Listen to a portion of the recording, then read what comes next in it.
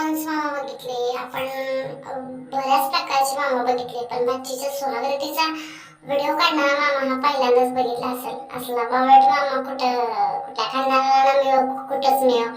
पैशासाठी काय काय करतील माणसं काय सांगता येत नाही, पण भाचीच्या स्वतःचे व्हिडिओ काढणारा हा पहिला जगातला एकमेव मामा असेल असं मी म्हणतो. आणि माणसानं कुठं नेऊन ठेवलंय महाराष्ट्र माझा, मला काही समजत नाही की काय शूट करावं, कशाचा व्हिडिओ काढावा. आणि त्या भाचीला पण काय लाज नाही, कोणालाच लाज नाही. कारण हे जे व्हिडिओ काढताय त्याला पण लाज नाही, त्या भाचीला पण लाज नाही. आणि असा काहीतरी वावड प्रकार चाललाय सध्या सोशल मीडियावर, अगदी ट्रेंड चाललाय. आणि आजचा जे व्हिडिओ बघून अगदी लाजरवाणी, म्हणजे लहान लहान लेकरांना सुद्धा त्यातून तरी ओढले. असलं बेकार मामा, असला बेकार भाची, असला बेकार दोन्ही लाजरा नवरा, काय यांचं कॉम्बिनेशन जुळलंय देवालाच माहिती. कुठेतरी देवालाच कोडं पडावं अशी काहीतरी जुळी आहे ही. पण आतापर्यंत चांगलं वाटलं व्हिडिओ बघताना की असंच मामा सगळ्यांनी मिळावा, एवढा सपोर्ट, याव त्याव त्याव फला अमकं तमकं. पण आता वाटतं एवढा असला मामा काहीच कोणाला मिळून नाही. भाची म्हणजे इतकी समान असती, आणि त्या भाची चांगली सोहर, तिचा बेड सजवायला पण मामा. बापरे, कुठं नेऊन ठेवलं हे काय समजत नाही. कुठला काय बुद्धी सुचत्या माणसाची पैशासाठी स्वतःची एकी समान भाचीचा सुद्धा व्हिडिओ सोडत नाही ती.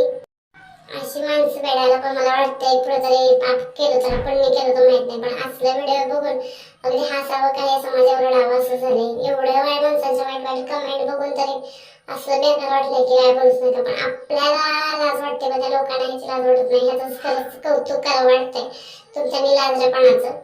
पण हे असल्या गोष्टी काय बरोबर नाहीत. आणि सोशल मीडियावर तुम्ही टाकताय, लहान लहान लेकरं सगळं बघतील, आणि तुम्हाला त्यात एवढा मोठेपणा वाटतोय की काय बोलूच नका. असं नक्की कसलं ब्लॉग करायचं, म्हणजे पैसा तुम्हाला कुठल्या गोष्टीचा कमी पडलाय म्हणून तुम्ही असलं हिला चालू करायला लागला असं काही माहिती नाही. तुमच्यावर रोस्टिंग करायची वेळ कधी येईल असं वाटलं नव्हतं, कारण तुमचे व्हिडिओ बऱ्याच दिवसापासून बघत होतो. पण आज जे तुमच्या बाबतीतलं जे बघितलंय ते एकदम फालतूपणा होता. स्वतःच्या भाचीचा बेड सजवण्यापर्यंत, भाचीला बेडवर बसवण्यापर्यंत तुमचा व्हिडिओ बघून अगदी तुम्हाला राम राम ठोकावं वाटला की कसली जनता, कसली माणसं. आणि तुम्हाला बघणारी मोठी माणसं पण तसलीच, त्याच मापाची की त्यांना लाज लज्जा काही नाहीच. ती निदान अल्लड म्हणाली की त्यांचं नवीन जीवन आहे, त्यामुळे ते जराशी हे झाले, की त्यांना काही समजेना कुठं काय वागावं काय करावं. पण तू तर 2 लेकरांचा मला वाटतं बाप आहेस, तू तर सुधारला पाहिजेस. आणि जे तुम्ही युट्यूब मीडियाला किंवा युट्यूबला जे तुम्ही असलं तुमचं जे काय बनवून ठेवलंय ते अत्यंत लाजरवाण आहे. तुम्ही पब्लिकला तुम्ही पण कमेंट करा की हे तुम्हाला पटले की नाही. एवढा निर्लज्ज लाजरवाणा प्रकार आपल्या महाराष्ट्रात घडतोय, म्हणजे हे अगदी थक्क करणारी गोष्ट आहे. शेवटी तुमची आमची लहान लेकरं सुद्धा त्यांचे व्हिडिओ बघतात, ती कुठेतरी चांगलं त्याच्या बघते. काल परवा तर कमेंट केली तुमच्यासारखा मामा घरी गावाला मिळो, जगाला मिळो, सगळ्याला मिळो.